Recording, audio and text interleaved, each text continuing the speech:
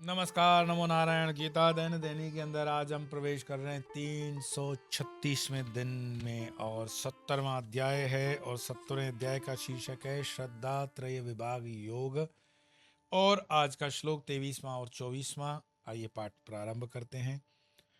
ओम तत्सदिति निर्देशो ब्रह्मणस्त्रिविधः स्मृता ब्राह्मणास्तेन वेदाश्च यज्ञाश्च विहिता पुरा तस्माद् ओमित्युदाहृत्य यज्ञदानतपक्रिया प्रवर्तन्ते विधानोक्ता सततं ब्रह्मवादिनाम।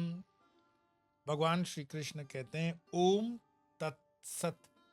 ऐसे ये 3 प्रकार का ब्रह्म का निर्देश अर्थात नाम कहा गया है। इसी के द्वारा पहले अर्थात सृष्टि के प्रारंभ में ब्राह्मण वेद तथा यज्ञ रचे गए थे। अतः वेद मंत्रों का उच्चारण करने वाले वेद विद्वानों की शास्त्र विधि से नियत यज्ञ दान और तप रूप क्रियाएं सदा ओम इस परमात्मा के नाम का उच्चारण करके ही आरंभ होती हैं। हमेशा प्रारंभ का उच्चारण किसी भी पूजा का ओम से होता है। ओम एक कॉस्मिक सिलेबल है, एक कॉस्मिक अभिव्यक्ति है उस ऊर्जा की। ओम अ उ म 3 ब्रह्मा विष्णु महेश सत्व रज तम अ उ म। ओम तत्सदिति निर्देशो ब्राह्मणस। ओम परब्रह्म का वाचक है, तस्य वाचक प्रणव योसु तत् और सत उसी के संकेत है। ब्रह्मा ने इन्हीं के द्वारा सर्ग के आरंभ में वेद ब्राह्मण और यज्ञों की सृष्टि की थी, अतः यह मूल के कारण है। जब मैं कहता हूं कि वेद ब्राह्मण और यज्ञ, तो वेद अपौरुषीय है। अपौरुषीय मतलब किसी पुरुष ने नहीं लिखे हैं, किसी व्यक्ति ने नहीं लिखे हैं, अपौरुषीय वेद। ब्राह्मण, ब्राह्मण जाति की बात मैं नहीं कर रहा हूं। जन्मनाम सर्वशूद्राणाम, कर्म से जो ब्राह्मण बने, बाकी तो जन्म से सभी शूद्र हैं। क्यों शूद्र हैं?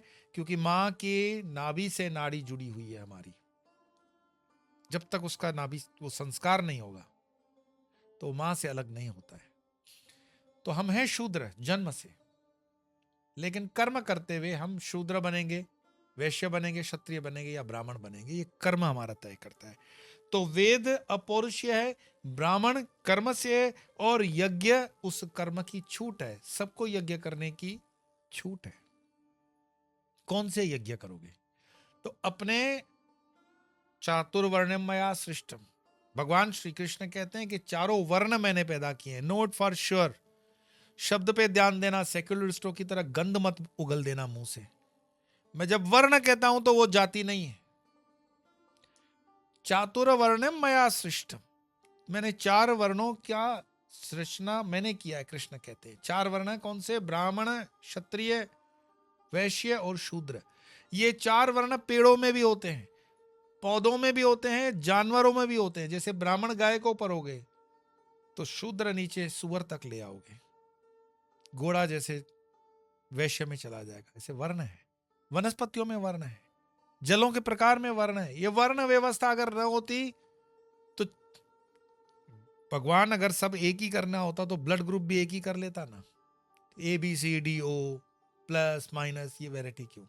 कलर भी एक ही कर लेता, नीला पीला पीला करने की क्या जरूरत थी? एक ही कर लेता।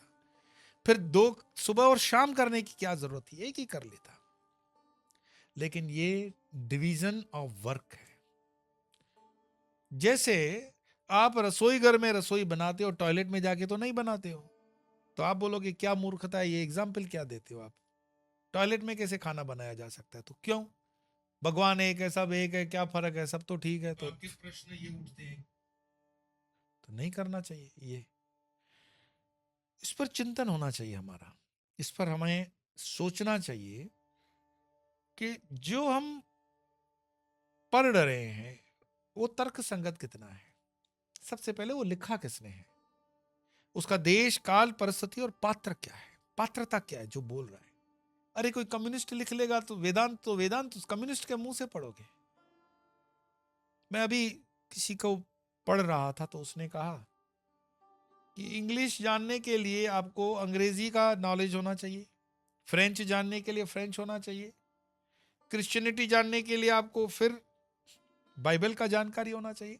लेकिन हिंदू धर्म को जानने के लिए आपको कम्युनिस्टों की किताबों की जानकारी होनी चाहिए। हमें कम्युनिस्टों ने जो पढ़ाया वो हम पढ़ेंगे, हिंदू क्या है? तो हमें पढ़ाएगा कि वो होली पर ये पानी को बिगाड़ कर रहे हो, दिवाली पर पोल्यूशन कर रहे हो,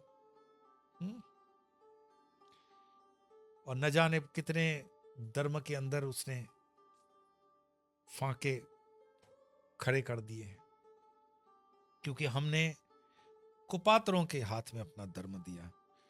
लेकिन यहां जो इंगित किया गया, वेद ब्राह्मण और यज्ञ, वेद अपौरुषीय है, ब्राह्मण कर्म से होगा और यज्ञ में सबका अधिकार है, परंतु वर्ण के अनुसार।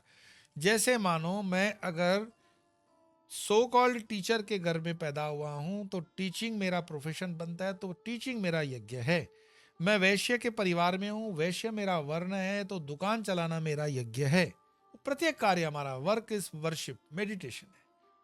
मैं कसाई के घर में पैदा हुआ हूं, कसाई के घर में अगर गोश्त काट करके बेचने का मेरा प्रोफेशन है तो वो ही मेरा यज्ञ है, और इसमें कोई कंपैरिजन और कंपटीशन नहीं हो सकता। वो थोड़ी कोई कोई एडवर्टाइजमेंट है कि तेरी साड़ी मेरी साड़ी से सफेद कैसे, नहीं। तुम बोलो तेरी साड़ी से भी शरीर ढक गया, मेरी साड़ी से भी शरीर ढक गया, खत्म। सफेदी कोई कारण नहीं है उसका।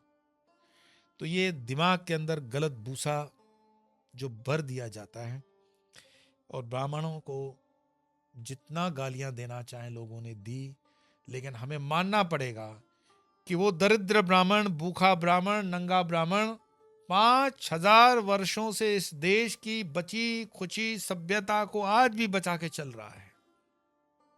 अगर वो मुट्ठी भर ब्राह्मण हम हटा दें तो कोई संस्कृत का श्लोक आज नहीं बचता। अंग्रेजों ने पूरी तैयारी कर रखी थी और मुगलों ने तो सत्यानाश कर दिया था।